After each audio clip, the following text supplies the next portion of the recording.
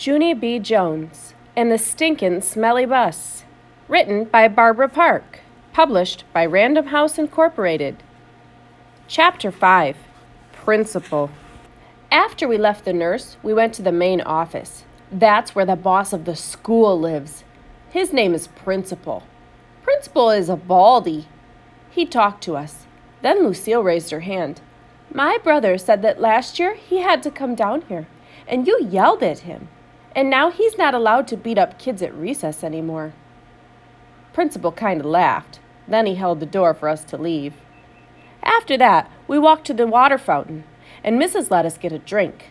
I didn't get a long one, though, 'cause kids kept tapping on me. Hurry up, girl, they said. Yeah, only guess what? That's not even my name, I told them. Her name is Junie Bumblebee, said Lucille. Then she laughed, but I didn't think it was a very funny joke. After that, Mrs. showed us where the bathrooms were. There's 2 kinds of bathrooms in our school, a boys' kind and a girls' kind. I can't go in the boys' kind, though, 'cause no girls allowed, that's why. I tried to peek my head in there, but Mrs. snapped her fingers at me. The only boy who got to go into the bathroom was the boy I can beat up. He was jiggling around very much. Then he started running all over the place and was holding the front of his pants. William, said Mrs., are you having an emergency? Then William said, yes, and he ran right in there. The rest of us walked back to our room. I touched Lucille's fingernails. She said that her fingernail polish is named Very, Very Berry. I would like to have my fingernails red too, I said, but I'm only allowed to have the kind of polish that makes them look shiny. Its name is Clear. Clear is the color of spit. I hate clear, said Lucille. Me too, I told her. And I also hate yellow, which is the color of the stinkin' smelly school bus. Lucille nodded her head. My brother said when you ride home on the bus, kids pour chocolate milk on your head. Then all of a sudden my stomach felt very squeezy again, 'cause I had to ride the bus home, that's why. Why did you have to tell me that for, Lucille? I said kind of grouchy. After we got back to room 9, we did some more work. It was a game to help us learn each other's names. I learned Lucille, and also a girl named Charlotte, and another girl named Grace. Then I learned a boy named Ham, which we eat at Grandma Miller's. Pretty soon, Mrs. clapped her loud hands together. Okay, everyone, gather up your things. It's almost time for the bell. Then I heard a noise in the parking lot. It was screechy brakes, so I looked out the window and I saw the school bus. It was coming to get me. Oh, no, I said kind of loud. Now I'm going to get chocolate milk poured on my head. Then I chewed on my fingers.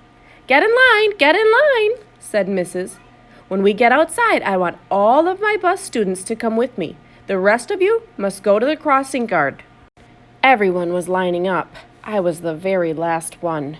Just then, the bell rang, and Mrs. marched out the door. Then everybody else marched out too. Except guess what? I didn't. Chapter 6. A Good Hider. When you're the very last one in line, nobody watches you. That's how come nobody saw me when I ducked behind the teacher's desk and hid. I'm a good hider. One time at Grandma Miller's house, I hid under the kitchen sink. Then I made a growly sound and sprung out at her. I'm not allowed to do that anymore. Anyway, I stayed scrunched behind the teacher's desk for a while. And then I saw a better place to hide. It was the big supply closet in the back of the room. And so I ran back there very fast, and I squeezed onto the bottom shelf. I squeezed right on top of the construction paper. Most of me was comfortable, except my head was sort of very tight, and my knees were all bended, like when I do a somersault. Then I pulled the door mostly closed. Don't shut it all the way, though, and I mean it, I said right out loud. I stayed real quiet for lots of minutes. Then I heard noises in the hall, and some feet came running into the room. Big people's feet, I think. What happened? I heard someone ask. One of my little girls is lost, said a voice that sounded like Mrs. Her name is Junie B. Jones, and she didn't get on the bus. So now we've got to go out looking for her. Then I heard some keys jingle, and the feet went running out again, and then the door shut. I still didn't come out of the closet, though. When you're a good hider, you can't come out for a very, very long time. I just stayed there all bended up, and I told myself a story. Not an out loud story. I just told it inside my head. It was called The Little Hiding Girl. I made it up. This is how it went. Once upon a time, there was a little hiding girl. She was in a secret spot where nobody could find her, except her head was very tight and her brain was squishing out.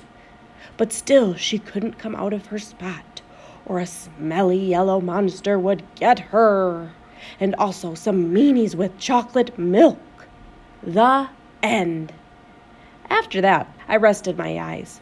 Resting your eyes is what my grandpa does when he watches TV after dinner, and then he snores. And Grandma Miller says, "Go to bed, Frank." But it's not the same thing as a nap, though, because naps are for babies, that's why. And anyway, I didn't snore. I just did a little bit of drool. Then, finally, when my eyes were done resting, they woke up. And so I came out of the closet and ran right to the window. And guess what? There weren't any cars in the parking lot, and no stinking smelly bus either. Phew, that's a relief, I said. A relief is when your stomach doesn't feel squeezy anymore. After that, I went back to the closet, because while I was hiding, I sniffed the smell of clay, that's why. And clay is my very favorite thing in the whole world. "Hey, I see it up there," I said. The clay was on the middle shelf. I stood on a chair to get it. It was blue and stiff, and so I had to roll it on the floor to make it soft and warm. Then I rolled it into a blue-orange. It was very beautiful, except it had some dirt and hair on it. After I was done, I went to the front of the room and sat down in my teacher's big chair. I like teachers' desks very much. The drawers are so big, I could fit in one, I think. I opened up the top one. There were happy face stickers and rubber bands and also gold stars, which I love a very lot. I stuck one on my forehead. Then I found paper clips and red marking pens and new pencils with no points and scissors and travel tissues. And guess what else? Chalk, I said. Brand new chalk. That's not even out of its little box yet. Then I stood up on my teacher's chair and clapped my hands together very loud. I want everyone to find a chair and sit down. Today we are going to learn some alphabet and some reading. And also, I will teach you how to make a blue orange. But first, everyone has to watch me draw stuff.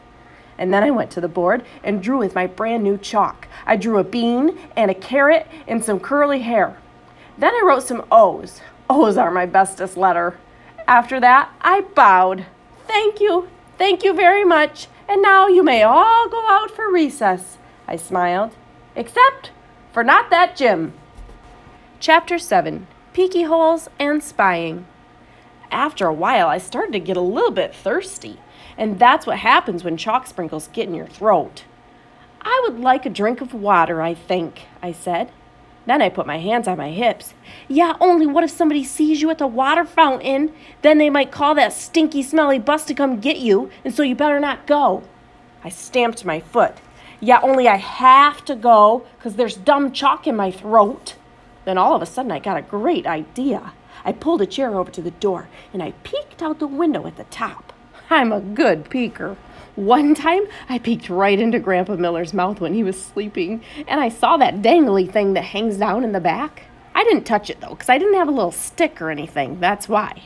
Anyway, I didn't see anybody in the hall, so I opened the door a crack, and I sniffed. Because when you sniff, you can smell if there's people around. I learned sniffing from my dog, Tickle.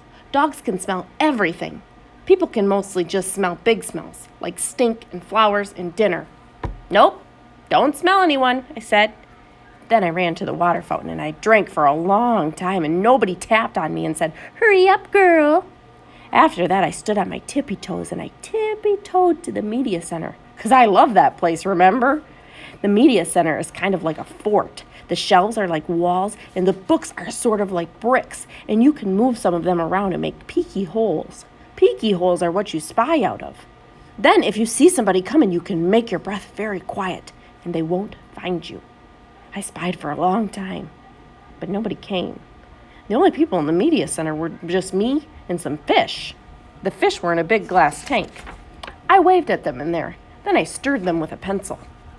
I love fish very much. I eat them for dinner with coleslaw. Just then, I saw my most favorite thing in the whole world. Its name is an electric pencil sharpener, and it was sitting right on the librarian's desk. Hey, I said, very excited. I think I know how to work that thing. Then I looked in the desk drawer, and guess what? There were lots of brand new pencils in there, and so I sharpened them. It was funner than anything, because an electric pencil sharpener makes a nice noise, and you can make pencils as teeny as you want. You just keep pushing them into that little hole, and they just keep getting on teenier and teenier.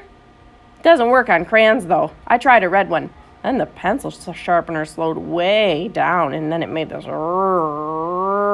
sound, and after that, it didn't go anymore. Just then I heard a noise. It was walking feet, and it made me scared inside because I didn't want anyone to find me. That's why. So I squatted way down and looked through my peeky hole. Then I saw a man with a trash can. He was singing "Somewhere Over the Rainbow." That's a song I know. It's from my favorite movie, which is called The Wizard of Oz. The man with the can didn't see me. He walked down the hall. Then I heard him go outside. I stayed squatted down for a long time, but he never came back. Phew! That was a close one, I said. And so then I ran to find a better place to hide. Chapter 8. The Dangerous Nurse's Office. Guess where I ran to? Straight to the nurse's office, of course, because there's those little plaid blankets to hide under. There's other neat stuff in there, too, like a scale to weigh yourself and a sign with a giant E and other letters. The nurse uses the sign to test your eyes. She points to the letters, and you have to yell out their names. You have to yell the E the loudest. That's how come it's so big. And guess what else I saw in the nurse's office? Band-Aids, that's what. I love those guys. They were on top of the desk, and so I opened the lid, and I sniffed them. I said, because Band-Aids smelled just like a brand new beach ball. Then I dumped them out. They were the most prettiest Band-Aids I ever saw. They were red and blue and green and also yellow, which is the color I hate. And there were different shapes, too. There were squares and circles and some that were the very long kind, which are called tangles, I think. I put a green circle on my knee. That's where I fell down on the sidewalk last week. It's mostly all better now, but if I press it very hard with my thumb, I can still make it hurt. After that, I put a blue tangle on my finger. That's where I got a splinter from the picnic table. Mother pulled it out with the tweezers, but there's still some table in there, I think. Also, I put a red square on my arm. That's where Tickle scratched me, because I got him all wound up. Just then I saw the nurse's purple sweater. It was hanging on her chair. I put it on. "Now I'm the nurse," I said. Then I sat down and I pretended to call the hospital. "Hello, hospital? It's me, the nurse. I need some more Band-Aids and some aspirins and some cherry cough drops. Only not the kind that make your mouth feel freezy. And I need some lollipops for when the kids get needles. And also I need a little stick or something in case I have to touch that dangly thing that hangs down in your throat." Then I pretended to call room 9. "Hello, Mrs.? Please send that Jim to my office. I have to give him a shot." Just then I saw my most favorite thing in the whole world. They were near the door, and their name is crutches. Crutches are for when you break a leg. Then the doctor puts it in a big white cast with just your piggies sticking out, and you can't walk on it, and so she gives you crutches to swing yourself. I ran over and I picked them up, and then I put them under my arms. Only they were way too long for me, and I didn't swing that good. And so then I got another idea. I carried them to the nurse's chair, and I climbed up there. So I was real tall. And then I put the crutches under my arms, and they fitted just right. After that, I stood on the edge of the chair, and I leaned forward very slow. Except then a terrible thing happened. The chair was on wheels, and it rolled away from my feet, and I got stuck on the crutches way high in the air, and I was very dangly up there. "Hey!" I shouted. "Get me down from here!" Then I wiggled around, and one of the crutches slipped, and I came crashing down, and I banged my head on the desk. "Ow!" I yelled. Ow, ow, ow! Then I picked up the phone again. I quit this stinking job, I said. And then I ran out of there very fast, because the nurse's office is a dangerous place, and crutches aren't my favorite thing. Chapter 9, Zooming Speedy Fast. I like running inside the school. It's funner than running inside your house. In school, you can zoom with your arms out like a jet plane, and you don't knock over the furniture. And also, the head doesn't get broken off your mother's bird statue, which used to be a blue jay, I think. I zoomed straight to the cafeteria, 'cause there's a lot of tables to hide under in that place. Only when I tried to open the door, it was all locked up. And so then I ran to another room across the hall. Only that stinking door was locked too. Hey, who did all this dumb locking? I asked. Then I started jiggling up and down, 'cause I was having a little bit of a problem, that's why. The kind of problem that's called personal. And it's about going to the potty. And so all of a sudden I had to run down the hall speedy quick, right to the girls' bathroom. Only guess what? When I got there, that stinking door wouldn't open either. So I kicked it, and I hanged on the handle, 'cause I weigh 37. Open up and I mean it, I yelled. But the door just kept on staying shut. It's emergency, I shouted. And then all of a sudden I remembered about the boy I can beat up, 'cause he had emergency too, and he got to go into the boys' bathroom.